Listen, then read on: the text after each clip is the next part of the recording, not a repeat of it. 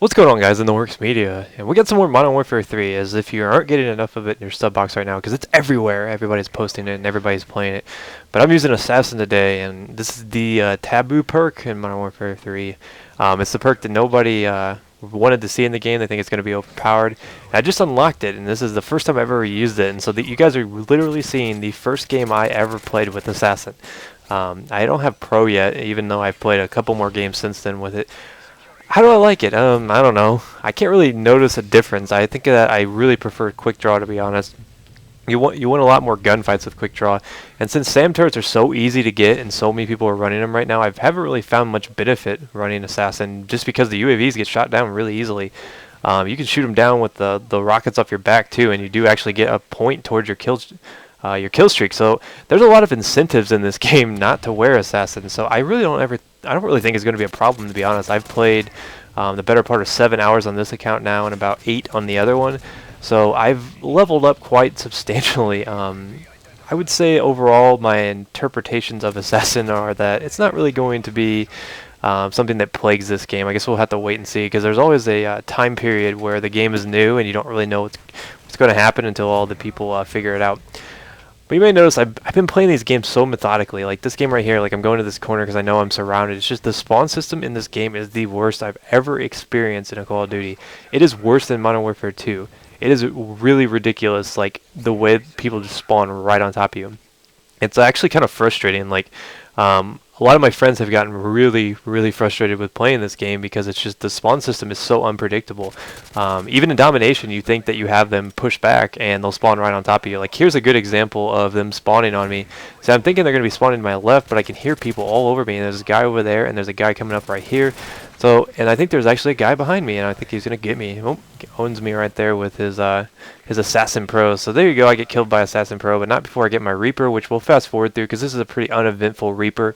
And in the interest of time, I guess you could say, we'll just go ahead and fast forward it. But this is actually a pretty good kill streak. It's one of my favorites. A lot of people don't seem to like it. I know there's a lot of negativity towards it because people think it's too hard to use. I don't know. I don't really have any problem using it. It's pretty simple. And so look at that. That guy spawned right on top of A. I mean, we are triple capping, but spawns are just really hard to predict. I'm just like, they're still spawning on A even though I'm back here. I just really have a hard time just distinguishing where to expect people to come from. I guess you could say that keeps the game kind of interesting because you're always worried about somebody spawning around in your butt, but it really makes those other kill streaks hard to get. Like I unlocked the Osprey gunner today, so I've been using that quite a bit, and it's actually kind of fun. I'll probably put some gameplay up of that after this video because I got a pretty good game with the Osprey gunner. It's kind of like a poor man's chopper gunner. It doesn't really feel as strong to me as a chopper gunner. I mean, it does drop those packages, so I guess that's the biggest incentive of it. It helps the team out quite substantially.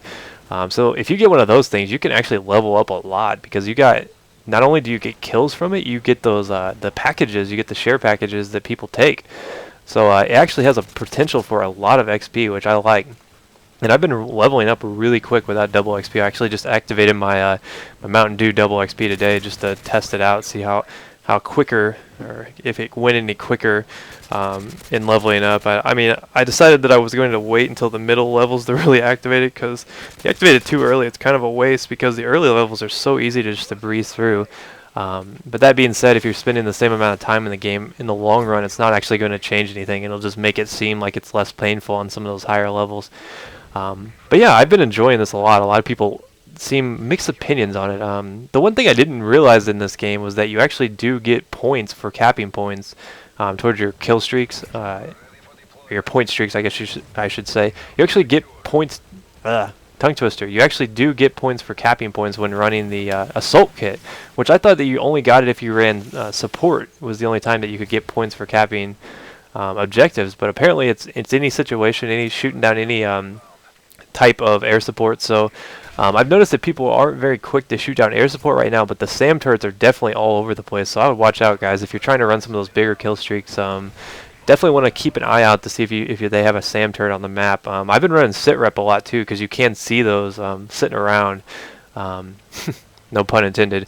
I seem to be the master of puns with perk names, but yeah, you'll often see those things sitting around just all the way in the back of the map, and it'll give you an idea of if you need to wait to call on your stuff.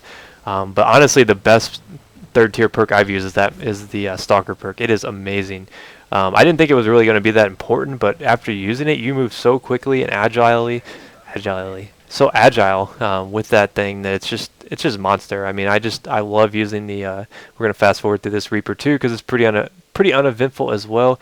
You can see that it's kind of hard to thread the needle with this thing, but it does have 2 sets of flares, and then it can take a 3rd one, so it does have potential to be pretty powerful. The AC-130 obviously is going to trump it in the long run, which you're going to see me pop open here in just a second. But for the most part, I mean, the Reaper is a very good value because I look at it like this. If you cap your home flag, you only need 6 kills to get to your attack helicopter. So if you get those 6 kills and your attack helicopter gets you 2, I mean, and you cap like the B flag, you're already to the Reaper drone, and it's not so far-fetched to get 4 kills from that because you get, I think, 10 rockets altogether.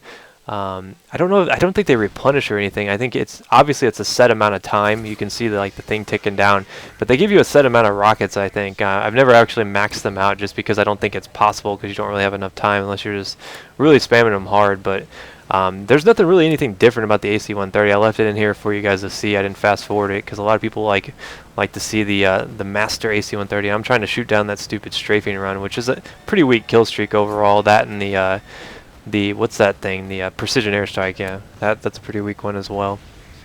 But overall, it doesn't really seem like kill streaks are a very integral part of this game. They seem very underpowered, which is a good thing because it keeps it gun on gun.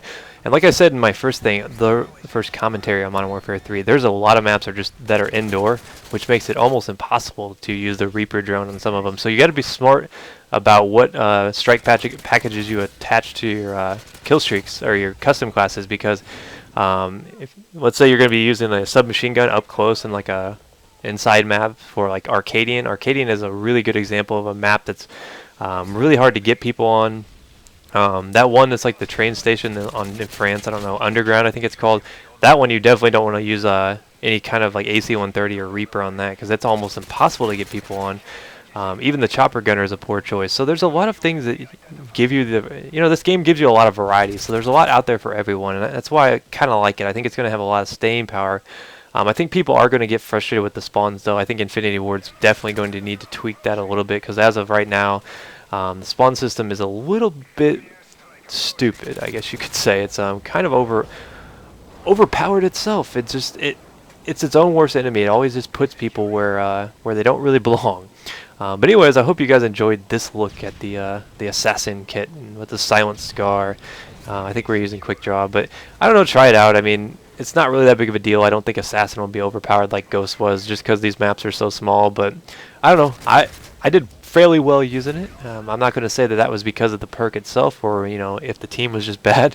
But I think I ended up going like 50 and something, or rather, we'll see here in just a second. As I think this is going to be the last kill. I fast cut out a little piece there. Okay, 52 and 7. So yeah, not the world's best score, but not too bad for your first assassin attempt.